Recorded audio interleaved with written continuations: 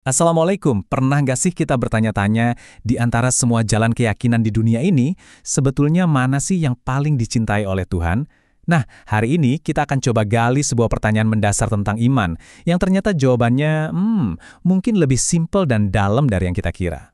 Dan ternyata, ini bukan pertanyaan baru loh. Pertanyaan yang sama persis pernah diajukan langsung kepada Nabi Muhammad SAW. Jawaban beliau ini seolah membuka jendela buat kita, buat ngerti esensi sejati dari ajaran Islam. Yuk kita langsung cari tahu, apa sih jawaban beliau? Jawaban Nabi itu singkat banget, tapi maknanya, wah, dalam sekali.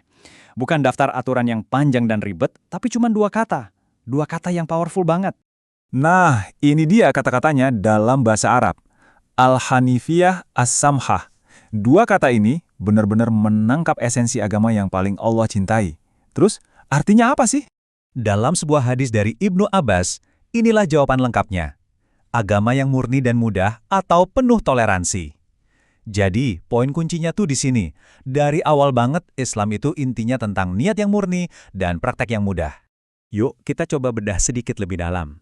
Al-Hanifiyah itu artinya lurus, murni, nggak bengkok. Maksudnya, ini soal tauhid yang lurus, fokus menyembah Allah aja. Sementara As-Samhah itu artinya mudah, lapang, dan penuh toleransi. Artinya, agama ini tuh dari sananya emang nggak didesain untuk bikin kita susah atau merasa sempit.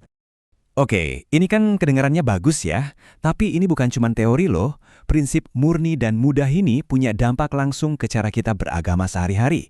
Yuk kita lihat apa aja pelajarannya. Nah, konsep tadi itu bisa kita jabarkan jadi 3 prinsip utama. Pertama, murni itu artinya ibadah kita ya tulus, lurus hanya untuk Allah. Kedua, lurus artinya kita ada di jalan kebenaran, bukan jalan yang salah. Dan yang ketiga, ini yang menarik. Mudah itu artinya agama ini nggak kaku. Ada ruang loh untuk perbedaan pendapat selama ada dasarnya yang kuat.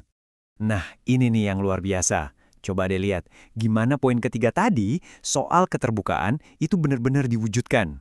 Islam itu sangat menghargai ijtihad atau usaha para ulama buat mencari kebenaran. Kalau hasil analisis mereka benar, dapat 2 pahala. Dan bahkan nih, kalaupun ternyata keliru, usaha tulusnya itu tetap dapat 1 pahala. Keren banget kan? Ini benar-benar jadi dasar toleransi dalam berpikir di Islam. Oke, lanjut ya. Ada pelajaran keempat yang penting banget. Jadi, mudah itu juga artinya kita harus menghindari yang namanya berlebih-lebihan atau ekstrim. Nabi secara tegas ngingetin kita supaya nggak memaksakan diri dalam beragama, karena itu justru bertentangan dengan semangat as-samhah tadi. Dan hadis dari Aisyah ini ngegambarin poin tadi dengan pas banget. Nabi ngasih nasihat, kerjakan amalan itu sesuai kemampuan kita aja. Pesannya jelas banget, jangan maksain diri sampai akhirnya kita kewalahan terus berhenti total. Allah itu lebih suka yang konsisten, bukan yang heboh sesaat tapi abis itu hilang.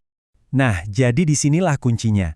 Intinya bukan soal ibadah yang super berat tapi cuman sesekali, tapi justru amalan yang kita sanggup lakuin terus-menerus, alias istiqomah. Amalan kecil tapi rutin itu jauh lebih Allah cintai daripada amalan gede tapi putus nyambung.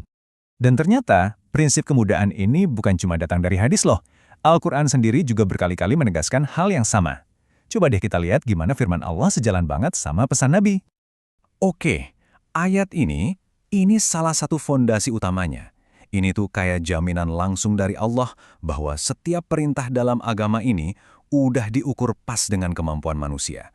Nggak ada satupun perintah yang di luar batas kemampuan kita. Nah, kalau yang ini lebih to the point lagi. Ayat ini bilang dengan jelas banget kalau kemudahan itu emang keinginan Allah buat kita. Kesulitan itu bukan tujuan syariat sama sekali. Justru sebaliknya, ini rahmat, anugerah yang didesain buat ngangkat kita, bukan malah membebani. Dan sekali lagi nih, ditegaskan lagi di sini, kata kuncinya di sini itu haraj, yang artinya sempit atau susah yang nggak perlu. Jadi agama ini tuh didesain sebagai jalan yang lapang, bukan gang sempit yang bikin sesak napas. Dan ini semua bukan cuma teori ya, tapi benar-benar ada wujudnya dalam praktik ibadah kita. Coba lihat contoh-contoh ini. Lagi safar, sholat bisa diringkas. Lagi sakit, kita bisa sholat sambil duduk atau bahkan berbaring, sesuai kondisi. Bahkan urusan kiblat aja, pas lagi di perjalanan buat sholat sunnah, ada keringanan. Ini semua bukti nyata dari prinsip nggak ada kesempitan tadi. Oke, jadi dari semua hadis dan ayat-ayat tadi, apa sih intisari yang bisa kita ambil? Pesan utamanya itu apa? Nah, ini dia intinya. Semangat Islam yang sejati itu adalah tentang menyambut kemudahan yang udah Allah kasih. Ini tentang gimana kita nemuin jalan tengah yang pas, di mana kita tetap taat tanpa bikin diri sendiri sengsara, dan ibadah kita tulus tanpa jadi kaku. Dan sebagai penutup, yuk kita sama-sama renungkan pertanyaan ini. Setelah kita tahu kalau agama yang paling Allah cintai itu yang murni dan mudah, pertanyaannya sekarang adalah, gimana caranya kita bisa menerjemahkan prinsip ini jadi tindakan nyata? Gimana kita bisa bikin perjalanan spiritual kita jadi lebih konsisten, lebih tulus, dan jujur aja, lebih ringan? Nah, ini pertanyaan buat kita bawa pulang dan kita renungkan bareng-bareng.